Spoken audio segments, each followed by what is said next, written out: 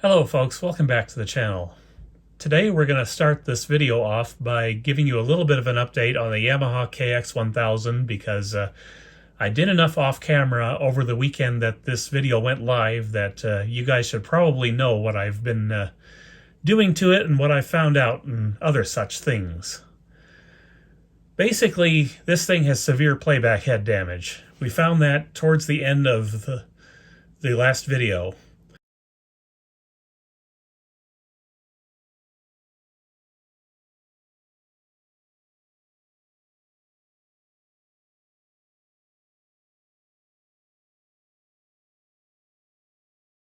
But what I didn't say on camera was all the stuff I did off camera after I discovered that damage.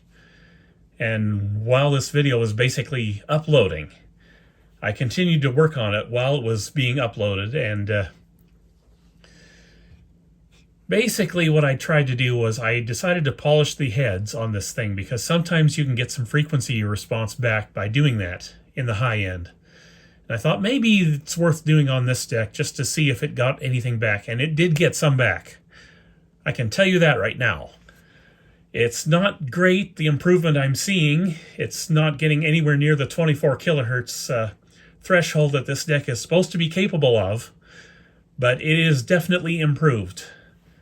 I can't tell you how improved it is because the earlier frequency response sweep I did was at too high of a level, and as it was pointed out to me by a couple different people, it should really be minus 20 decibels I do my sweeps at. So I'm going to put a screenshot on the screen now of this deck doing a minus 20 decibel sweep.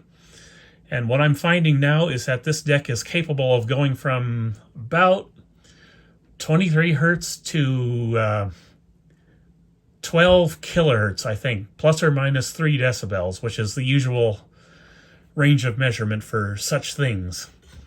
It is 5 decibels down at 14 kilohertz, and it never got to that level before. I can confirm that now because my Beyerdynamic headphones are good enough and my ears are good enough to be able to hear up to 14 kilohertz. And I didn't have that before, so you're just going to have to take my word for it that it's better now than it was. And another thing I can say for sure is that it's all in the playback head. It is not in the record head. Record head is just fine. The reason I know it's just fine is because I did a vaporwave tape with this deck. I used fromage sauce from the record test of this deck.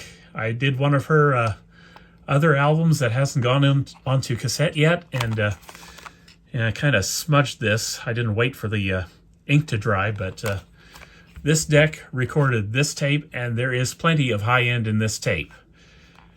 I've confirmed that with the NAC 480, the NAC BX150, and also the Technics RSM 245X. The high end is there in those decks, so this is a fantastic recorder. It is every bit the flagship deck it's supposed to be. It's just you can't tell by playing back on this deck because, well, playback head damage. And you might be thinking to yourself that, how do I know I was doing the measurement properly yet again? Maybe there's something wrong with the equipment I was using, the Behringer UCA 222 interface and the Steinberg UR22. Well, it's not either one of those interfaces, and I'll tell you why. It's because after I did this most recent sweep on this deck where I found an improvement on high frequency response where we found it going from 12 kilohertz to I'm backwards here. Where I found it going from 23 hertz to 12 kilohertz. Oh, my mind just went blank. I'm having real trouble today with my social anxiety disorder, guys. You'll have to excuse me. I've been fighting with it all my life. It's very severe. It's hard for me to do these things, so bear with me. So basically the sweep I did with finding the new frequency response at minus 20 decibels, I did that on the UCA 222, and just to make sure the equipment was working correctly, I decided to pull my Excelia XK007 off the shelf and test that one. A, because I really wanted to see if I was doing it properly, and B, because I really wanted to see how that deck compared to one in similar condition to this, except that deck has no playback head damage. I hate to say it, but the XK007 completely spanked this deck. That deck is flat from 10 hertz to 18 kilohertz. There's nothing missing from that deck at all. And that blows my mind because it is arguably in worse shape than this one, at least for wear on the front panel. Yes, the door is broken, but if the door was here, you wouldn't think this was as bad off as it is. That's really all I can say about it. The equipment is working fine, the capture equipment that I was using, because the Excelia measured the way it measured. And, well, the end result is this is a fantastic recording deck, it just will not play anything. So, here's the plan moving forward for this deck. It's going to keep recording as it is, as it sits. Nothing else is going to be done on this side with it. Everything's working fine. And that's basically all there is to it. It cannot play back. It can only record. That's all it's going to do. Until I find another one of these. That is going to happen. I'm going to be watching for another one of these all year. I'll try to find one in better cosmetic shape than this, and hopefully with better heads on it than this. And I will just use this one to restore that one. And that brings me to the next topic of discussion, the issue with the line-in recording level problems that this thing had. Oh, my brain just cannot make me talk today. Probably going to have to quit this segment soon and come back later for the rest of the video, but whatever. It is what it is. Social anxiety disorder is terrible. It's kept me on disability for as much as 18 years, starting in '93, ending in 2012. It's terrible. I don't recommend catching that from anybody. Not that you can catch it. It's a mental disorder. You either have it or you don't. But yeah, the issue with the inconsistent levels on recording on this side, you'll remember that one of these was maxed out and the other one wasn't. The problem there was this control right here, the master fader. Basically, I found that when I was testing this deck, this made no difference whatsoever on one of the two channels, and it was the one that was maxed out, I think. Not sure. But you could set this anywhere you liked, and only one channel was affected. The other one was just basically the same level the whole time. So what I did was I took this control out, completely disassembled it, and I found that a set of the contacts had been bent over and were sort of away from where they should be. So what I did was I basically went at it 3 or 4 times with the Deoxit D100L because it was absolutely filthy yet. The Electrosolve didn't do a dang thing for that control. And I basically straightened out the contacts, put it back together, and now everything works. There is no problem whatsoever with the recording amplifier at all. It's not like the Denon DR-M3 at all. There are no bad parts in there. It's just this control was bad. So the next thing we need to talk about on this deck is the power supply. You'll have noticed that I have recapped it now. And the reason I went ahead and recapped it is, well, 2 reasons. One, I want this deck to hold up while it's doing its recordings until I can get the next one of these. And the other thing is I want to be able to just swap over the power supply to whichever deck it is that I'm going to be actually restoring. Which is probably not going to be this one, but the next one. And there are things in the power supply we need to talk about here. First up, you'll remember that there were 2 large capacitors here. They were 8200 microfarads at 16 volts. And you'll see I've got 3 capacitors here now, and that's because I didn't have the 8200s and I wasn't going to buy anything for this deck. Basically what I did here is this is a 6800 microfarad part. I bought extras when I was recapping the BX150. It takes one of these, and you have to change it on a BX150 because the brand of capacitor they used at the factory for with Nakamichi, they basically fail. So it's always best to take one of those decks and recap the power supply if you've got one. If it hasn't been done, that is. But since the combined value of the two capacitors was 16,400 microfarads, I needed a way to get back up to that level. So I supplemented the 6,800 microfarad part with two 4,700 35 volt microfarad parts. You'll remember these as the ones I initially tried in the Sony TC-K666ES that were entirely too big for that deck. So they've got a good home here. This basically brings me within 200 microfarads of the original capacitance, so it's fine. Next thing I did on the power supply was I replaced two jumper wires. And the reason behind doing that is, let me get you down here so you can see it. These are the two jumper wires I did right down here. And the reason they have been replaced with, by the way, these are the old leads from these capacitors, by the way. The reason I did that is because they were encased in old brown circuit glue and it had gone ahead and corroded those two jumper wires. There is a third jumper wire that is corroded as well. It is on this side. This one has not been changed. Reason why it's not been changed is because it is a redundant jumper wire. There's basically a connection on the underside between these 2 points and a connection on the top side here through the jumper wire. They've done that to increase the current capability handling of that connection. So this one's looking good enough right now to keep.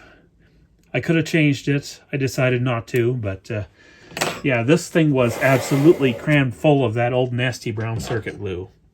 It was everywhere. It was on these capacitors. It was encased in here to the point that I'm worried about these two diodes that are down in here because they've got legs that are corroding away as well. I think they're okay for now. I'm just going to run them as long as I can without replacing them. If they fail, they fail. I don't know what to say.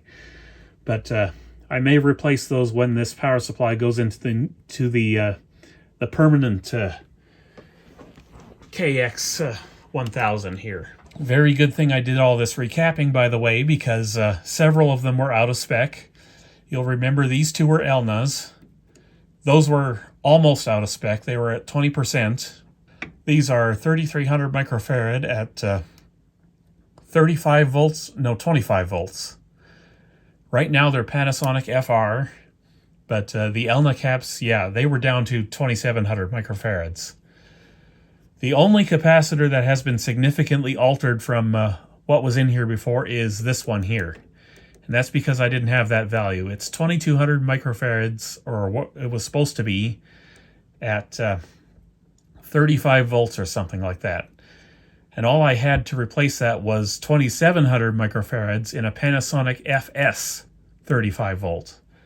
I bought a bunch of those when I did the 666ES, so I had that capacitor. It's working fine. Very happy with it. But a lot of the other capacitors on this board were old Elna capacitors. There were a lot of 10 microfarad parts, and I really can't talk today. Almost all of those were working their way out of spec, and several were well out of spec. There was one that measured 6 microfarads already, and not really good to keep them around if they're that far out of tolerance. So the whole board's been done. It's all happy. The deck seems to be happier now.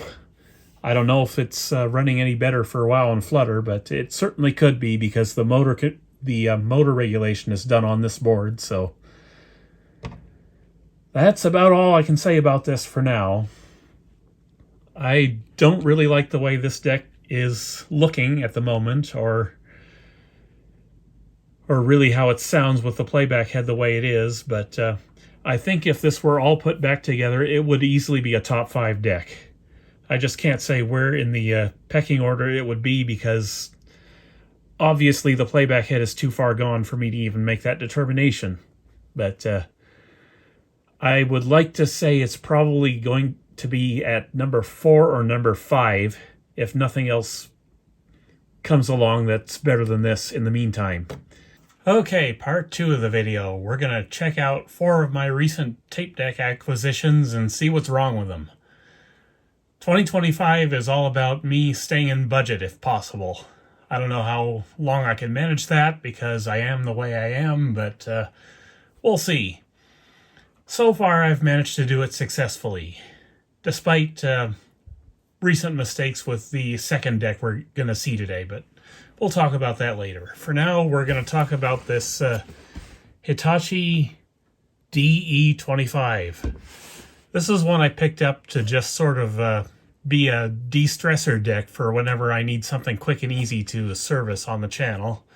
We'll see what it's like in due time, as time goes by, as time passes. Anyhow, in terms of the budget, you're probably wondering exactly what I paid for this. Well, before I tell you that, I need to make a quick announcement. I may not be able to have a video for you next week. The reason for that is I'm going to start working on the Akai GXR88, the double direct drive auto reverse deck. I'm expecting that one to be a real pain, and I am just not interested in rushing my way through that one. So if it takes 1 week or 2 weeks or 3 weeks, that's fine. Well, hopefully not 3 weeks, because then I got to figure out something else for a video, but maybe I'll have it done for next Saturday, maybe I won't. It is what it is. Anyhow, the amount of money I paid for this was $67. No, wait. Wrong number. $57. That's what I paid for this. A large part of that was shipping. What can I tell you? This was dirt cheap. Cheap. Okay, what he said. Which one of my imaginary friends let him in here anyway? I'll probably never get an answer to that question, but yeah, not expensive here. So we're going to see what's wrong with it. Let's get power to it. I've already got audio hooked up. Anxiety disorder is still driving me nuts. I can't help it. It's better than it was the earlier segment I did, but still, every time I go away on vacation or something, my anxiety disorder resets to 100% anxiety, and then I gotta work my way back through it again just to get back into the rhythm of things. So it might take a couple of videos for me to do that. Anyhow, power is applied. This is a Canadian deck, by the way. I forget exactly which city it came from, but it did come from in Canada. Power is on.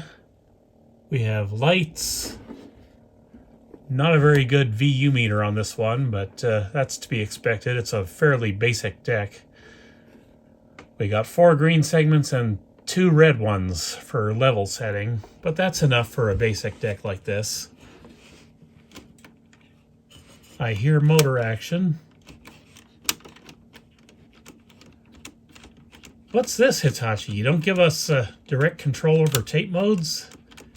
You're going to make us press stop every time? I don't think it's doing anything in there.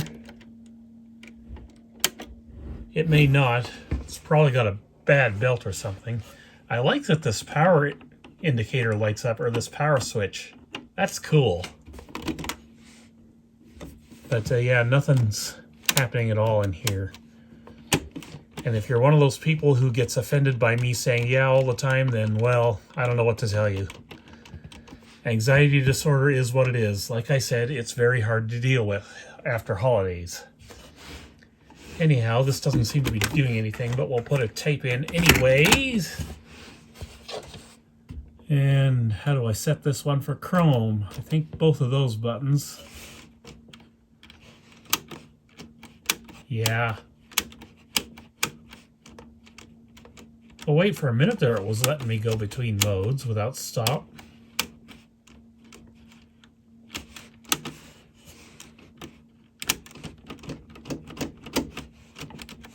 Yeah, she's not doing anything, is she? Alright, let's get the tape back and we'll open her up and see what's going on. Alright, screws are out and we're ready to take the cover off. I gotta say, whoever owned this last took care of it. It's in real nice shape, cosmetically, which will be good for the charity thrift store once it gets to that point. Okay, cover off. What do we got in here? Well, we've got a dead belt is what we've got in here. Very much so. Yeah, that's cooked. That's why it won't do nothing. It's stuck between modes because the belt is cremated. And we've got another belt here that's cremated. Actually, two other belts that are cremated. So it's a 3-belt mechanism in here. I'll be using the Chinese belts to service this one, I think. Okay, let's try this again. Yes, the motor does work. I knew it did because I heard it. This is kind of strange here. Looks like part of the record engagement on this thing. It's got the usual slidey switch here for going into record, so that'll need to be cleaned. Knowing Hitachi, it's probably got bad capacitors in it as well. But yeah, this looks like a nice, easy deck to service. Shouldn't be too big of a problem anyway. I see one of these Panasonic SU capacitors that sometimes go bad. We'll have to check some of these for sure. TK branded capacitors over here. Oh, there's another belt that died. Counter belt. So yeah, definitely needs a full belting job on this. And I guess we'll just move on to the next deck. How about that? Alrighty then. Deck number 2 is Nikko number 2. I told you guys we were going to get back to this brand at some point, and I guess this is that point. Unfortunately, this is the one I screwed up on with my budget.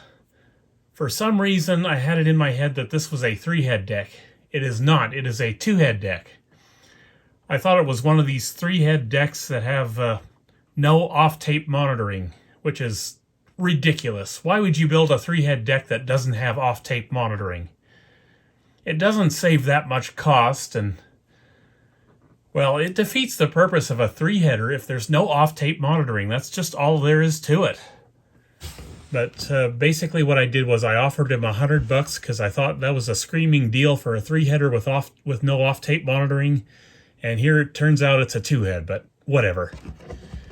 That being said, this is one of those 2-headers that has bias fine trim adjustment. So this is ahead of most other 2-headers. So as far as I'm concerned, this one can stay in my collection. I don't have much need for too many more 2-headers, but if they're something real special, I'll keep them. And this might be one of those times. But this one came from Weyburn, Saskatchewan, which is a lovely little city, I guess you'd call it, of about 10,000 people, about 4 hours away from me. So there was an option that I could have gone and picked this up myself in person, but of course I had to check the cost of shipping first, and it turned out the cost of shipping was cheaper than it would be for me to put the gas in my car and go drive out there. So I had it shipped, and here it sits today, and we're going to see what it's all about. What is wrong with this one? Probably the usual stuff, broken belts and other such things, but we'll see. Does it power up? It does. We've got lights down here at the bottom of the VU meter, and that's about it. I hear something working in there. Tape door ejects like a really slow thing I can't think of an analogy for right now.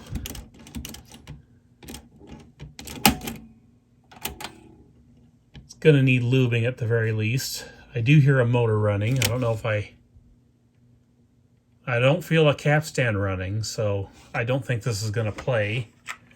we'll try. That's all I can promise. Let's try the real drive first.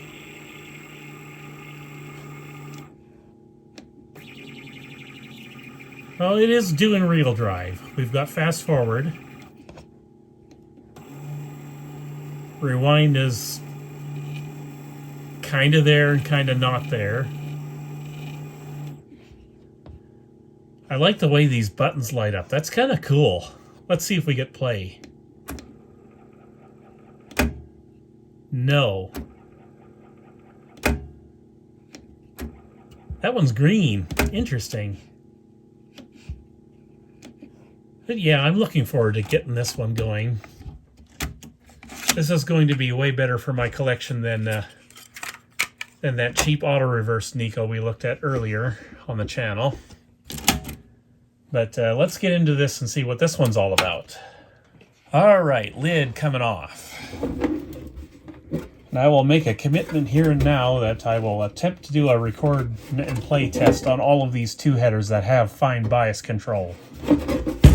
They're kind of a pain to find the exact correct bias on because of their nature, but it is what it is. Well, that's kind of an interesting transport we got here. Got a motor here. Is that the capstan motor? I bet it is, because there's a belt wrapped around it. That's why this one will not play. It needs a belt. Are we surprised? I am not surprised. I see at least one rubber idler down in here. I don't know if I've got one or not, but I guess we'll find out when the time comes. Yeah, that's the real drive idler right there. That's going to need replacing because of the behavior it exhibited. This looks like a really old deck, actually, but shouldn't be too bad, I don't think, for servicing. What's this little thing back in the corner? Oh, that's a record play connector or something like that. This thing back here. Interesting. Yes, I like this deck considerably better than that auto reverse one. I got a lot of stuff to do on it. I can see tarnish on these connector or these contacts here. So those will need to be cleaned big time. Okay, it's on. Why is the motor not running? Oh, there it goes. I think you need to push down on these contacts in order to get that motor to run. But yeah, the capstan motor does work. The real motor does work, so should be able to get this one serviced and into action fairly quickly.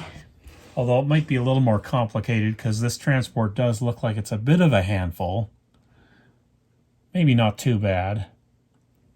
I don't see much going on between the beauty plate and the transport itself. But we'll evaluate that in due time when we get to this deck, whenever that is. I don't know when that is. Anyway, let's get the next deck up here and we'll take a look at that one. And this one's gonna be an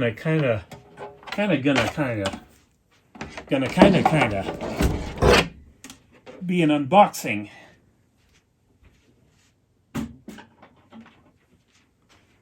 Because this is the very first deck I have ever bought that came with its product box still intact. I'm excited about this one. It's a brand that's never been on the channel before. Yes, folks, we have Harman and or Carmen. Carmen? No, that's the wrong word, Self. Self, if you could just tell the anxiety to sort of take a hike for a change. It would be the first time this week it did. Anyhow, we have a Harman Kardon TD-392 in this box. This was in budget barely. It was $200. So I hope it's nice. It looked nice in the pictures, but we'll see for sure. I was kind of hoping my first Harman Kardon would be from the Shin Shirasuna years, or Silver, as they're known by their brand name. But this one is a bit too late for that. It's 1985 to 91, I think, this was made. But yeah. Yeah. Okay. Put your hood up. Don't really know how that song goes. Forgive me. I can say yeah a few more times if you want. Okay, yes. Yes, indeed. This is full factory packaging yet. Love it. So I'm going to have to find space for this box when this thing comes out to get onto the shelf. If I can find space on the shelf. Look at this. It's out of control, it is. I should move that Lego set somewhere else, but I don't know where to put that either. So, let me get Mr. Harman and or Kardon out of here, and we'll take a look at her. Alrighty then, folks. There it is, my very first Harman Kardon tape deck. Hopefully not the last. We'll see how it goes. What I would really like to get my hands on is an HK-400XM. That's the cassette deck from American Psycho, if you've ever seen that movie. And also the HK-400XM, that is one of the Shin Shirasuna models, so very interested in getting that at some point. Oh, we've got a door that's intact, unlike the Yamaha, with adjustments behind it. MPX filter, bias tone. Ooh, bias tone. That's right, folks. This is a 3-head deck, so I believe it's actually top of the line for the years it was made into. I'm not sure about that for sure. But yeah, we've got input balance over here. Output level. Bias fine trim, of course. That's what you want from your 3-headers. I cannot wait to service this one, but it's going to have to wait because got a lot of units in between this one and right now where I am today. Meter weighting, tape monitor, so off-tape monitoring. No cheap cost cutting. BNC noise reduction. No DBX, of course.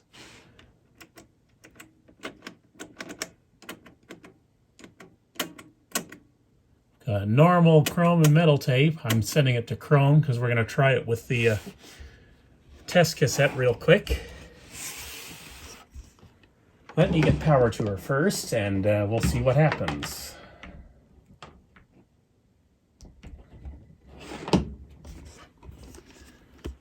Far as I know, the issue this one has is the level meter. There's something going on with that. We'll see if we can get it working well enough to figure that out.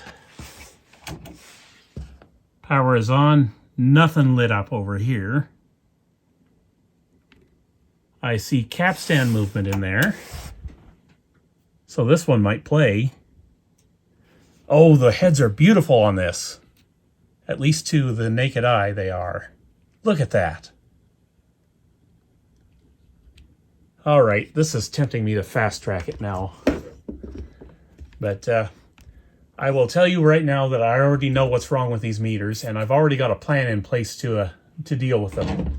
Very common issue on this particular model, but I'll show you what happens if we can get her to play. Let's see, the receiver is on. I'm going to unmute. We'll turn her up a little bit, and let's see what happens. Let's try rewind and fast forward. Okay, let's see if it plays. It seems to. I don't hear nothing.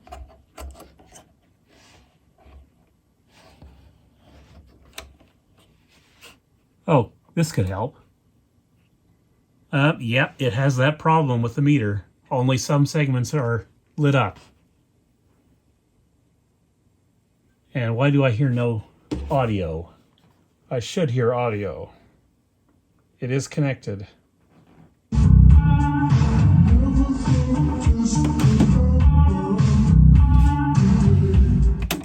It was on the wrong input. But yes, the transport is working for a change. It's just we've got meter problems big time. We've got like 3 LEDs. That's it on one channel only.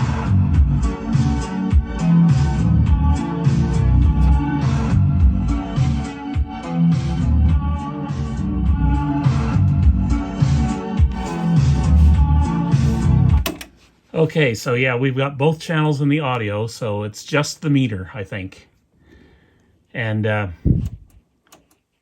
BNC switching works. Anyway, the problem these meters have is common to this deck and actually quite a few others. What happens is this is a module. It's not an individual set of LEDs in here. And what happens is the LEDs themselves are actually kind of out in the open on the circuit board, and the little wires that connect them to the rest of the circuitry break. And there is no way to fix that. I think some people have gone in and replaced those with surface mount LEDs. I was thinking about doing that, but I also found a blog where somebody took the entire module out and replaced it with one of those Chinese aftermarket ones. So I've got 2 kinds of Chinese aftermarket level meters coming for this thing, and we're going to see if either one of them actually works for this. If not, I will have to go ahead and get the SMD LEDs for it. But I'm excited. This thing works. Let's try Dolby.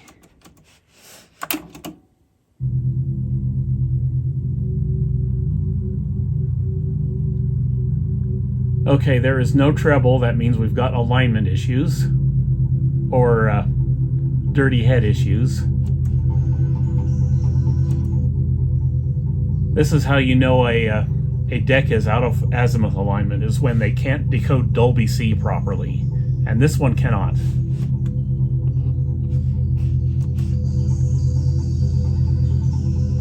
See, all the treble pops in when you turn off the noise reduction.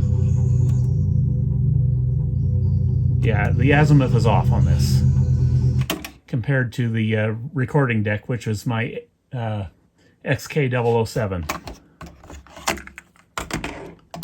So let's see what's on the inside. All right, folks, we're going to look at the inside of this thing in a second, but first I want to eat my words a little bit here. This is one of the Shinshirasuna units. The reason I can tell it's from there is because the UL file number is E52809. That's the Shinshirasuna number. Anything that's newer than this would have a number that starts with 28, and as of right now, I don't know what factory those decks have come out of. But 52809, that's Shinshirasuna. So we've got us a silver tape deck here for the very first time. Well, technically, no, because I've got 2 boom boxes from that company, but that's the way it is. Anyhow, we'll take it apart, or not take it apart, we'll take the lid off and we'll see what it looks like inside, because Shinshirasuna stuff can be messy. And this is not bad, he said immediately before looking at the forest of garbage purple Panasonic capacitors. Those are all going to need to be replaced. Let's check a few of those on camera, shall we? I was excited about this till I saw all these capacitors. These will fail eventually if they haven't already. Let's try this one here. Oh, you probably can't see the display on this thing.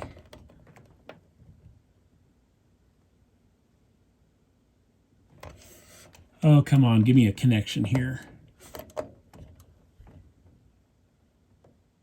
7 ohms ESR. Usually these little light purple ones are higher than that. But these might be new enough that they haven't all failed yet. 1.8 ohms on that one. About 20 microfarads. Kind of an intermittent connection there. Let's try this one.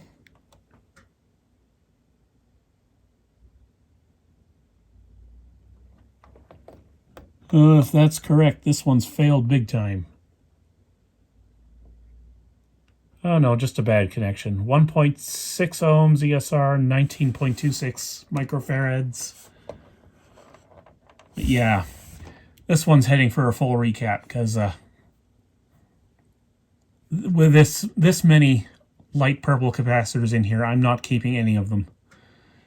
It's just not a good idea with these light purple ones. They just fail constantly. We've got a few of those dark blue SU parts as well. Those might be leaking. Trying to get a look at them here. There's one right here. Is that one leaking? Does not appear to be.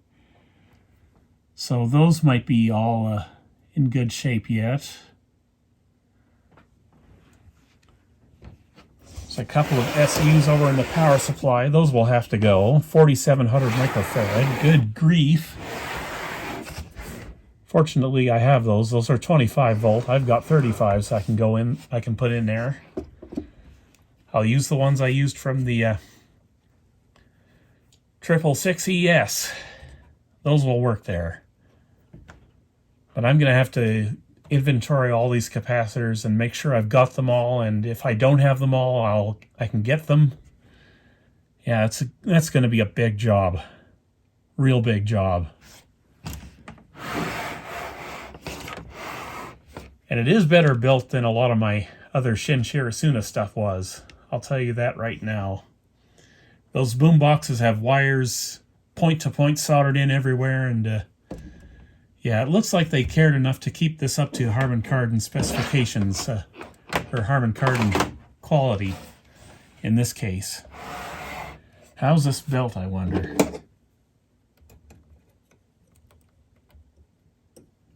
Still pretty stretchy. That probably does not need to be changed, actually. I don't know about the reel drive belt or the counter belt, but for once, everything a deck needs might not need to be done on the transport side of things. There might be a few things to do, but obviously we have to fix the alignment issues on the azimuth, but this one's going to be mostly electronics issues. So can we get a good look at the display? Not really. It's going to be behind this connector here. Well, we could fire it up and see if wiggling that connector brings any of the display back, but it probably won't. Let me get power to it again.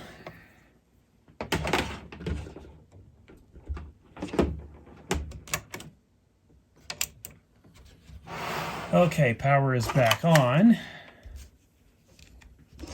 See if I can set you here where you can see the meter.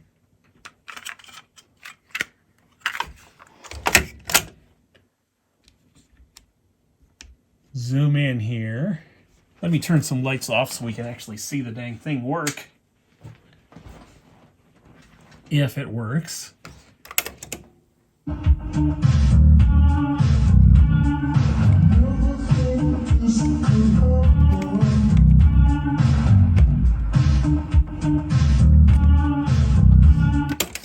Nope. Nothing doing there. It just needs to be replaced, the entire assembly. And we might need to do some cutting back there to some of the metal in order to get the module to fit, but we'll cross that bridge when we get there. This is the module back behind here. There's a metal plate covering it, so we'll figure it out when we get to this. Meantime, let's go on to the next deck. Next deck we're going to look at is the world's filthiest Denon DR-F8. I don't know what to say about this one. It was clearly sitting in a storage locker or something for the last 20 years, because this level of filth doesn't come from being in a house somewhere. It comes from sitting in a dirty environment for years and years and years. I'm just taking a look inside there. Tape path is filthy, but we're going to try it anyway, just to see what's wrong with it, or right with it, or whatever. But this one cost me $117. This was going to be in budget for a change, but then the whole Canada Post strike thing happened. And on that note, I should mention the oldest of my 2 lost parcels from Japan that were in the postal system has finally shown up in the tracking again. It's 108 days since that one was shipped, but it's finally in Canada and into the postal system and being processed. That one has 2 mini disc decks in it, so eventually we're going to have those to look at as well, but not today. The Denon DR-F8, which is another Denon flagship, is still yet to be determined. I don't know where it is, if it's ever going to get here. It probably will, since the older one got here, but we just have to wait for it. It's not going to be here in time for this video anyway, but at least we can look at the F8. And you might be wondering why I called the F3 a top-of-the-line flagship when this is also a top-of-the-line flagship. Well, it's because Denon had 2 different model ranges in the F series. There was the F1 to 3 in 1980, and then a year later there was the 6, 7, and 8. So it's kind of weird the way they did it, but that's the way they did it, and that's the way we have it. So let's give this thing some power and see what happens. I don't know that it actually does anything. I can't remember what was wrong with it in the first place, but oh, let me just get you on tripod here, or get you off the tripod, as it were. It's actually a camera gimbal, but my brain can't think or talk again, so whatever. This is more my style when it comes to these Denon units. All metal construction, very heavy. It's not full of plastic like the DR-M3 is. It's auto-calibrating, which is nice. But let's just see what happens. Okay, the VU meters are lit up, and so is the cassette well lamp. And I hear the capstan motor running. Yes, it is running. And on that subject, I'm going to grab an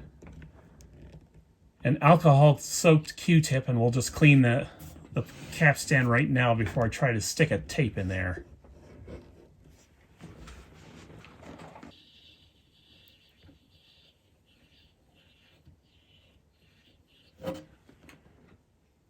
Gee, I don't know. Do you think it needed cleaning?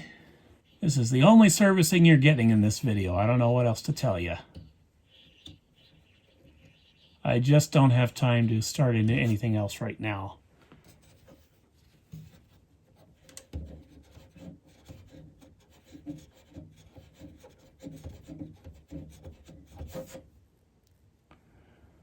Heads aren't too bad. It's just the capstan that was really grungy. In this model, we have actually a closed loop system, but it's not dual capstan. There's a little back tension pin right there. You can kind of see it. Let me use a Q-tip. It's right there. It kind of comes up and applies tension to the tape for the tape path, and that's how they do it in this model. I think I've got other decks that are like that, but I'm not sure. Well, the DR-F8 for sure is like that. It's a quartz lock belt drive, and I've still got crap on the capstan. Let me clean it up and we'll get back to you. All right, I think I got her clean enough to actually do something with. Let's see. Tape source switching appears to work. We're not bothering with the auto calibration right now, so we're going to ignore that. Output level all the way up. I like that we have a manual tape select switch here for tape type switching. The reason I like that is because on some of these decks that have automatic switching, you don't always want the automatic adjustment on. Sometimes you want to apply normal bias to a chrome tape, and you can't do that with the auto ones. That's aside from the fact that the automatic switching ones, you have to clean those switches, and sometimes it's hard. So let's get the tape out, and we'll see what's going on with this stick. Does it do anything? We will try fast forward and rewind first.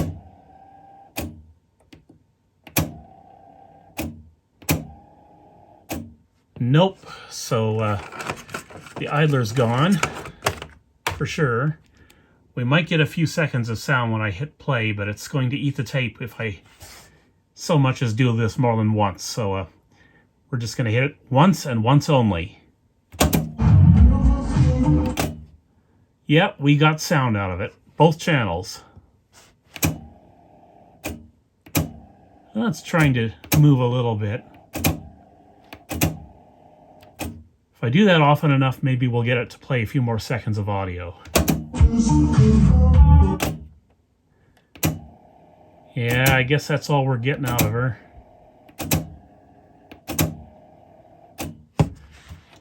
Okay, out comes the tape, because it's going to eat it if I don't.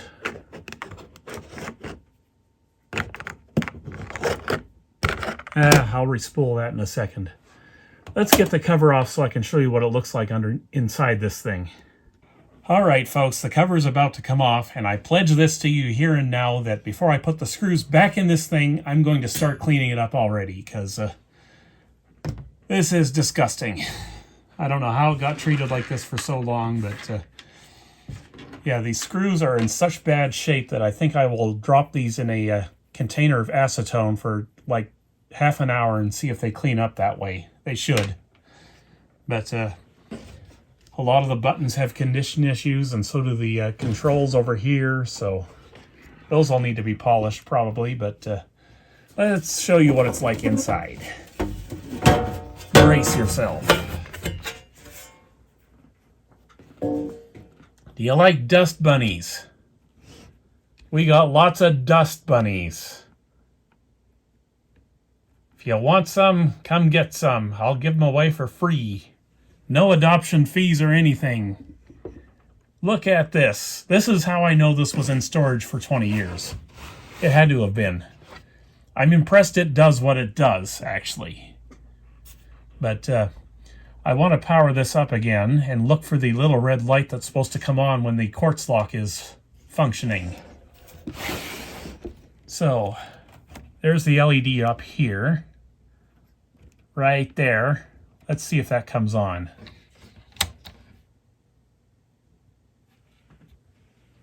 It came on briefly but then went out, so this is not quartz locked right now. It's got a problem there. I'm guessing it's going to be with these two capacitors. Here's the quartz crystal right here that establishes quartz lock. Capstan motor is running, but that doesn't mean it's running at speed. We're going to have to do something with that. There is an adjustment for it, but not sure exactly where it is right now. But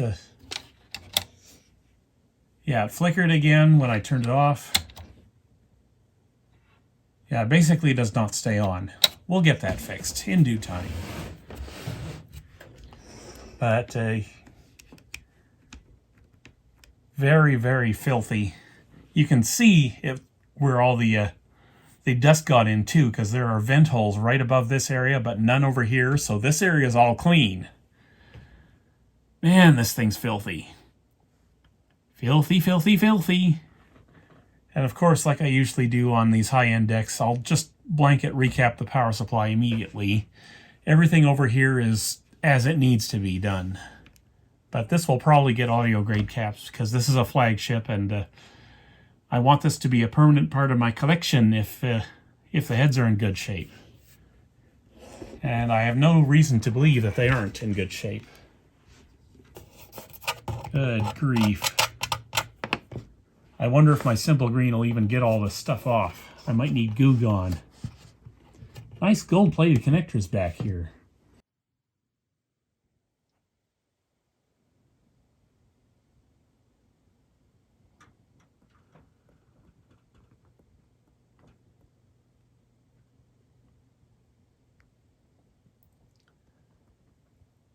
You know, I think she's gonna look all right when we're done with her.